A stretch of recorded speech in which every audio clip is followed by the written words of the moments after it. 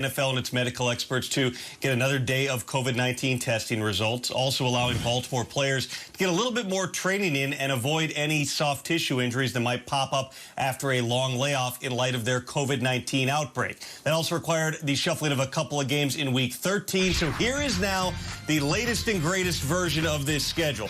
Week 12 finally concludes with the Ravens and Steelers at 3:40 Eastern Time tomorrow. Why the early kickoff? Well, NBC has the Rockefeller Center Christmas tree lighting. Can't conflict with that, so they'll play in the afternoon. Week 13, Washington and the Steelers gets pushed back from Sunday to Monday, now 5 p.m. Eastern kickoff. And the Cowboys and Ravens now has been moved from Thursday to Monday. It'll end up being next Tuesday, the 8th, 8:05 p.m.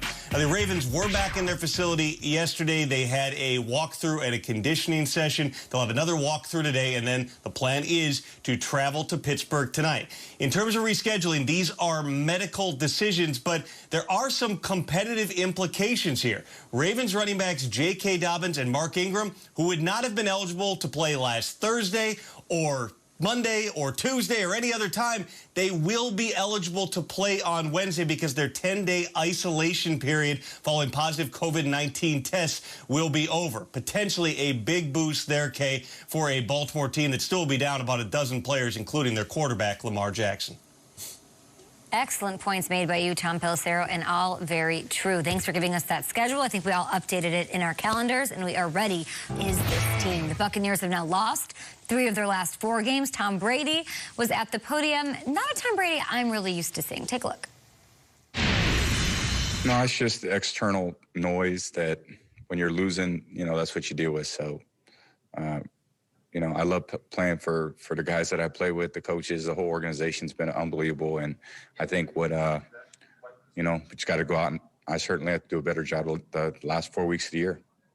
So appreciate it. Just have a good week.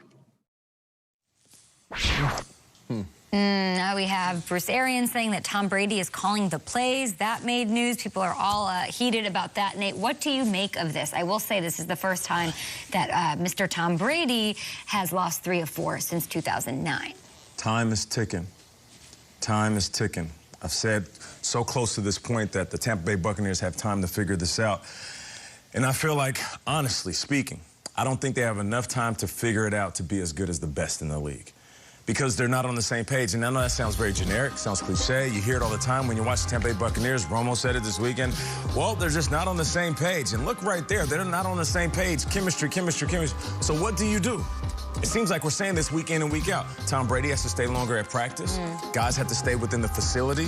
They have to get on the same page. Last weekend, I called for more Scotty Miller because before Antonio Brown stepped in there, Scotty Miller had a bunch of catches, 400 yards, and he was a big part of this offense. He disappeared when AB got there. I feel like they need to get on the same page, not by just saying it and not by just hearing it, because Tom Brady is sick of hearing it.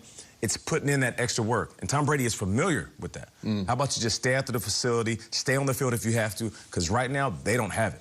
It's the most clutch bye week of the year by far. I mean, this is great timing. Like, everyone just time the hell out. Everybody chill.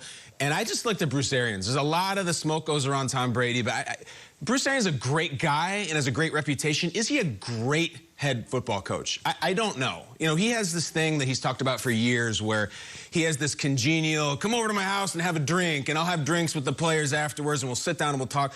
Maybe Tom needs to come over and sit next to the pool for 5 or 6 hours and talk through this thing, because when you're cutting press conferences short early and there's finger pointing from Camp Brady, just chill out. I don't know if it's Mai Tais or skinny margaritas, whatever the hell it is. Sit down and talk, because this thing can be salvaged. It really can. I just don't want to see any more fingers pointed away from Arians. You made this thing. And when you start saying things like he was saying them within the last week about everyone was just handing us the title in August. Well, that's because you signed Brady and Gronkowski and you brought in Fournette. Of course we're going to get it. That was the stew that you made. Now you got to eat it. You're 7-5. You have an easy month ahead on the schedule relative. There's no reason you shouldn't go in without 10 or 11 wins and get this thing together. You are the head coach that has so much respect. Show me some results. I problem solve, talent manage, and win games. That is why you were paid. It's not because you're a good guy with a Kangol hat and a cocktail. Coach some football now. I think it's on you. Yeah, Nate, you were talking about Romo on the call, and Romo, the first quarter, is lamenting over there's no motion in the offense, and I need to see more. by the fourth quarter, Romo was like, we might be seeing these guys again in the Super Bowl in February. And I don't know if he's just being a good CBS employee trying to pray and hope for a Brady in the Super Bowl. Or if he genuinely meant that. And like now you go to the bye week, that fourth quarter was pretty good. They did show some fight. They didn't just pack it in against the Chiefs.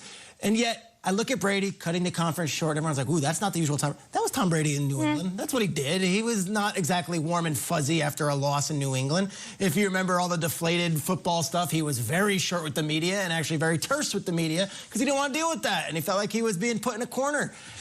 Brady was shiny, happy people guy this summer with his Instagram and the jokes with Gronk. But when Brady's a competitor, the standard is up here. He's not going to be smiling after a press conference. I think it's the same Tom Brady we've always seen. Just didn't see it as often as we're seeing it this year. When are you going to get worried about them?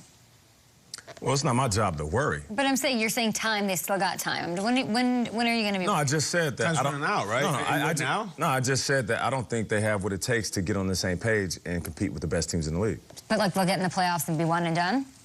I don't know. It's hard to predict. You know, I don't want to play See how they respond Nostradamus. to the bye week, right? Yeah, it's just they got a month. December is the most important month for a lot of teams, but no more important team than the Tampa Bay Buccaneers. They don't face any top talent in that. I'm just trying to. You think it's a good thing? Yeah, just let it get wrong. See how they come out, though. They come after the bye and they go against Dalvin Cook. Are they ready to hit him? If they had lost that game by 40 points and the fourth quarter didn't happen and they're going into the bye week, not that I would feel totally different, but at least there's optimism. Now you roll off a couple wins if they can win those games, gain confidence, and all that. Be happy at the podium. We're the team no one wants to face, all that stuff. We'll see. Tony Romo really wanted that Brady Super Bowl done. Yeah, he took some heat on that, right? Yeah, I mean, he's way into it. He's an optimistic guy. Yeah, sure. Kyle, you think the Masters week off? That was Belichick nice. and Brady, whether they were together in Tampa Bay or up in New England, have a crazy record and be one of the top teams? I think if Brady was on the Pats